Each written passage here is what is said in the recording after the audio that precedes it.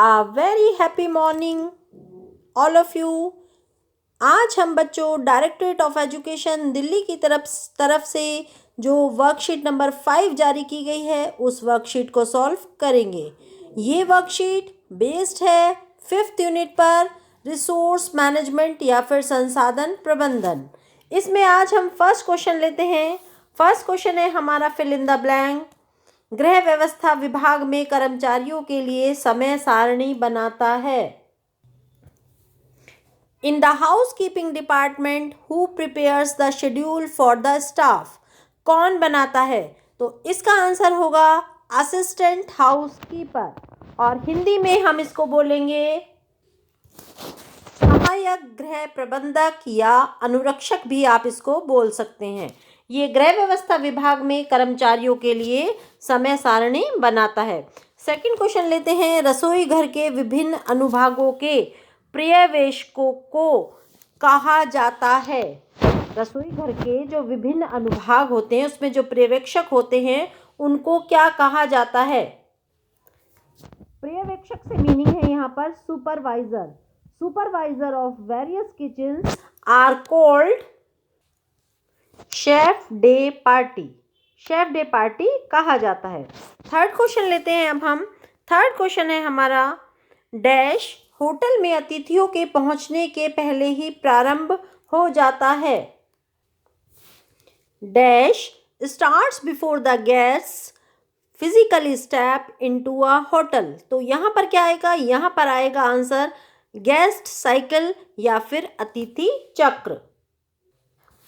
तो इसका आंसर होता है अतिथि चक्र। होटल में अतिथियों के पहुंचने के पहले ही आरंभ हो जाता है। अब हम लेते हैं फोर्थ क्वेश्चन। फोर्थ क्वेश्चन में है हमारा डैश अच्छी गुणवत्ता की ऊन और ऊनी वस्त्रों के लिए उपयोग किया जाता है। क्या है जो ऊन और ऊनी वस्त्रों के उपयोग के लिए उपयोग किया जाता है? तो बच्चे इसका आंसर होगा हमारा वुलमार्क।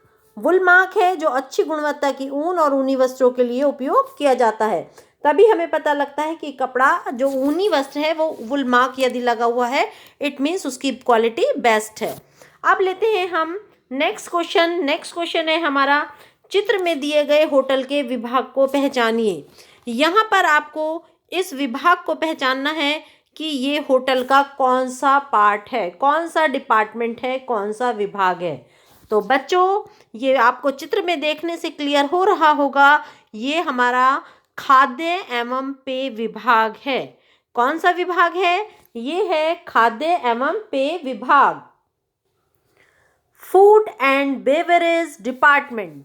नेक्स्ट लेते हैं अब हम नेक्स्ट क्वेश्चन लेते हैं क्वेश्चन नंबर 6। यहाँ पर आपको दिए गए मानक चित्र को पहचान कर उसका नाम लिखना है। तो बच्चों ये तो आपको क्लियर है ही, अभी हमने इस चित्र की बात भी की थी। ये हमारा कौन सा मार्क है? ये हमारा वुल मार्क है। नेक्स्ट क्वेश्चन की तरफ चलते हैं अब हम। नेक्स्ट क्वेश्चन है हमारा क्वेश्चन नंबर 7।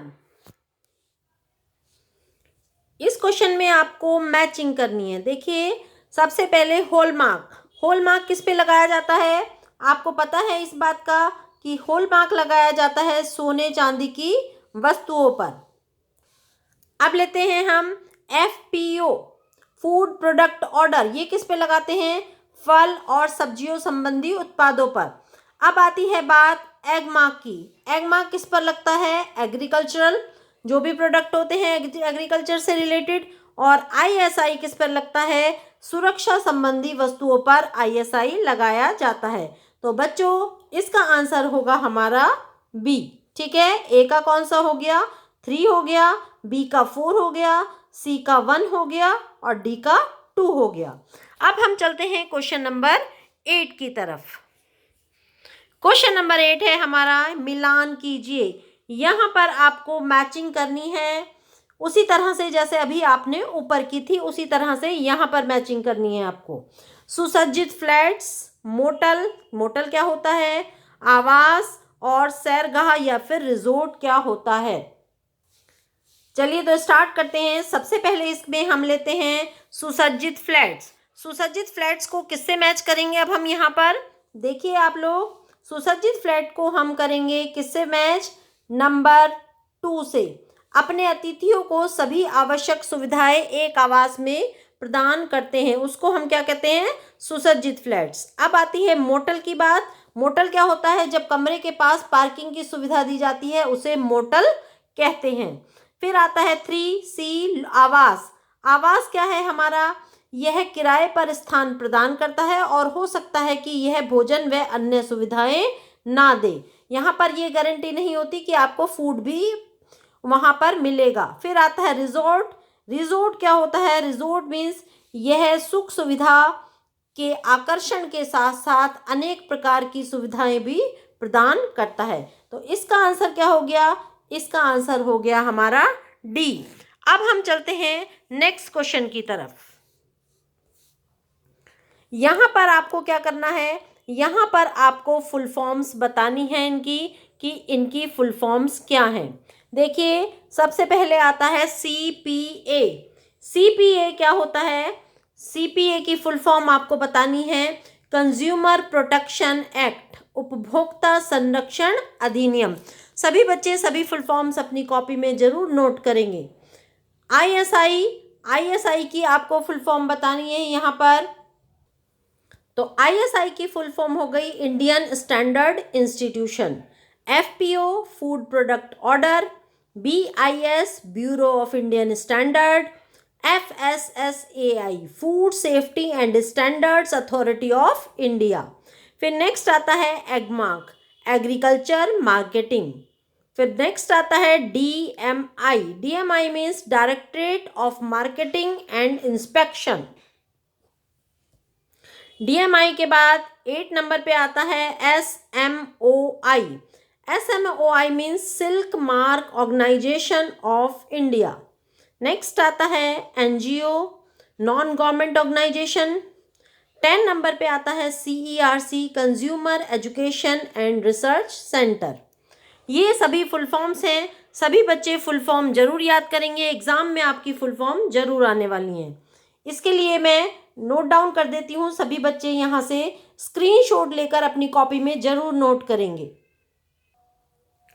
तो बच्चों, यहाँ से आप इसका स्क्रीनशॉट ले लीजिए और यहाँ से आप स्पेलिंग्स इनकी सही लिख सकते हैं। यदि कुछ बच्चों को ये फुल फॉर्म्स हिंदी में चाहिए तो मैं बोल रही हूँ, वो लिख सकते हैं। CPA उपभोक्ता संरक्षण अधिनियम, ISI भारतीय मानक संस्थान, FPO फल उत्पाद आदेश, BIS भारतीय मानक ब्यूरो, FSSAI भारतीय खाद्य सुरक्षा और मानक संस्थान, एगमार्क एग्रीकल्चर मार्केटिंग, DMI विपणन और निरीक्षण निदेशालय, SMOI silk mark organisation of India, NGO गैर सरकारी संगठन और CERC consumer education research centre. यहाँ से आप इनकी फुल फॉर्म्स लिख सकते हैं। हिंदी में चाहें तो हिंदी में और इंग्लिश में चाहिए आपको तो इंग्लिश में। अब हम चलते हैं क्वेश्चन नंबर 10 की तरफ। देखिए, जो क्वेश्चन नंबर 10 है उसमें पूछा है सब्जी खरीदते समय उपभोक्ताओं को कौन सी समस्या का सामना करना पड़ता है। आप सभी सब्जी खरीदते हैं, कौन सी समस्या सबसे ज़्यादा होती है? सबसे ज़्यादा होती है गलत मापदंड। ठीक है, हमें सब्जी सही नाप तोल कर नहीं मिलती है, गलत माप कर सब्जी मिलती है। ठीक है बच्चे, अब हम नेक्स्ट क्वेश्चन लेते हैं जो हमारा केस स्टडी बेस है। यहाँ पर आपको क्या करना है? यहाँ पर आपको केस स्टडी है बेस है। सबसे पहले इस केस स्टडी को रीड करना है और फिर इससे रिलेटेड आपको जो नीचे 4 क्वेश्चन दिए गए हैं उनको सॉल्व करना है। जैसा आपको पता ही है कि हर वर्कशीट में 2 केस स्टडी होती हैं और एक केस स्टडी में 4 क्वेश्चन होते हैं। तो चलिए हम सबसे पहले केस स्टडी नंबर 1 लेते हैं। कई बार उपभोक्ता इसलिए समस्याओं का सामना करते हैं क्योंकि निर्माता अथवा सेवा प्रदाता उनकी सभी अपेक्षाओं को पूरा करने में असमर्थ रहते हैं। उनमें से कुछ धोखेबाजी भी कर सकते हैं और अनेक उपभोक्ता निर्माताओं या खुदरा व्यापारियों द्वारा खराब उत्पादों को बेचने, अधिक कीमतों, मिलावटखोरी, गलत तोल और वजन के लिए कोई कार्यवाही नहीं करते हैं तथा अथवा विभिन्न संरक्षण उपायों की उन्हें जानकारी नहीं होती है और इन समस्याओं के बारे में जानना महत्वपूर्ण है, जिससे पूरी तरह से ये सुनिश्चित कर लें कर सकें कि उसके साथ कोई धोखाधड़ी या फिर ठगी नहीं की गई है। सभी व्यक्ति ये सुनिश्चित कर लें। यह सर्वमान्य है कि उपभोक्ता जागरूकता और संरक्षण का स्तर देश के विकास और प्रगति का सूचक होता है। इसमें सबसे पहले जो आपका फर्स्ट क्वेश्चन है वो है आपका उपभोक्ता संरक्षण सरल डैश और निवारण प्रदान करता है। क्या प्रदान करता है उपभोक्ता संरक्षण? तो बच्चों इसका आंसर होगा ख। उपभोक्ता संरक्षण सरल, शीघ्र और सस्ता निवारण प्रदान करता है। चलिए तो अब हम चलते हैं क्वेश्चन नंबर 2 की तरफ, जो हमारा केस स्टडी 1 के अकॉर्डिंग है। इसमें क्वेश्चन नंबर 2 है हमारा, उपभोक्ता डैश की उम्मीद नहीं करता है। किस चीज की उपभोक्ता उम्मीद नहीं करता है? तो इसमें आंसर होगा घ, गलत वजन और माप की उम्मीद नहीं करता है। नेक्स्ट क्वेश्चन लेते हैं, क्वेश्चन नंबर 3। वस्तु की गुणवत्ता के बारे में उपभोक्ता लेबल पर डैश देखकर निश्चित होते हैं। क्या देखते हैं लेबल पर? आपने इसके लिए लेबल भी बनाए हैं, आपको बहुत अच्छे से पता है कि वो मानकीकरण चिन्ह या फिर स्टैंडर्डाइज्ड मार्क जो होता है उसको देखकर सुनिश्चित हो जाते हैं कि उनके साथ कोई धोखाधड़ी नहीं की गई है। अब हम चलते हैं क्वेश्चन नंबर 4 की तरफ। क्वेश्चन नंबर 4 है हमारा, इनमें से कौन सा उपभोक्ता अधिकार नहीं है? देखिए उपभोक्ता का अधिकार कौन सा नहीं है? सुरक्षा का अधिकार उपभोक्ता का है, सूचित किए जाने का अधिकार भी है उपभोक्ता का, चयन का अधिकार भी है, वो सेलेक्ट कर सकता है, लेकिन गुणवत्ता का अधिकार नहीं है। अब हम केस स्टडी 2 पर आते हैं। यहाँ पर भी हमें इस केस स्टडी को रीड करना है और इसी से रिलेटेड 4 क्वेश्चन दिए गए हैं, उन चारों क्वेश्चन को सॉल्व करना है। चलिए तो स्टार्ट करते हैं। वैश्वीकरण के साथ विश्व छोटा हो गया है, जहाँ लोग अनेक कारणों से देश में और अंतर्राष्ट्रीय स्तर पर एक स्थान से दूसरे स्थान तक यात्रा करते हैं। इस प्रकार के आयोजनों समारोह में भाग लेने के लिए या उन्हें देखने के लिए आने वाले सभी लोग ऐसे स्थानों पर रुकना चाहते हैं जो आरामदायक, सुरक्षित तथा स्वच्छ हों। यदि ऐसा नहीं होता है तो वे अपने साथ अप्रिय स्मृतियां लेकर जाते हैं।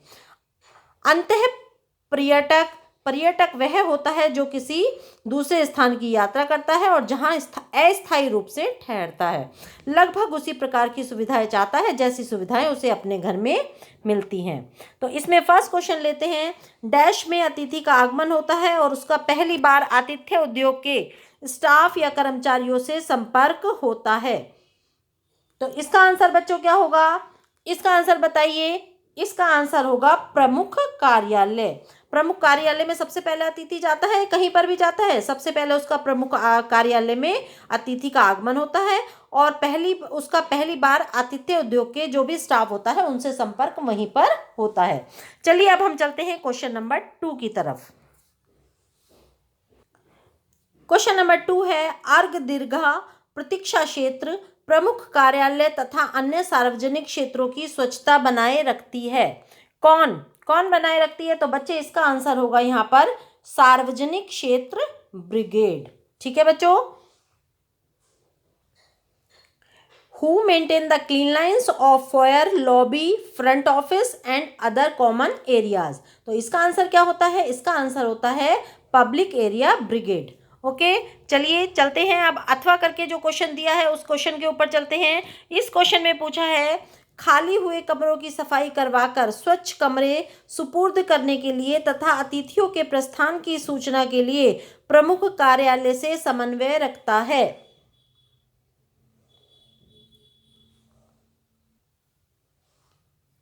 Who coordinates with the front office for information on departure of guests, gets vacated rooms cleaned and hands over clean rooms? तो इसका आंसर होगा आपका डेस्क कंट्रोल सुपरवाइजर या डेस्क नियंत्रण पर्यवेक्षक। इसका आंसर होगा। अथवा करके ये क्वेश्चन दिया गया था, या तो आप वो कर सकते हैं या ये कर सकते हैं।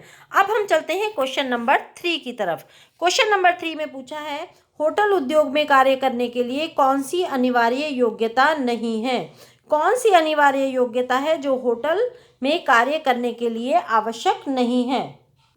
तो देखो बच्चों, इसमें अच्छा संप्रेषण कौशल भी होना चाहिए, बहुभाषाओं का ज्ञान भी होना चाहिए, क्योंकि कहीं से भी कोई भी व्यक्ति आ सकता है, ठीक है।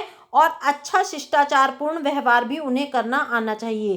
क्या नहीं होना चाहिए, क्या आवश्यक नहीं है, अनुचित व्यक्तिगत संवारना, improper personal grooming is not necessary. तो यहाँ पर बच्चों हम जो वर्कशीट नंबर 5 है हमने सॉल्व कर ली है।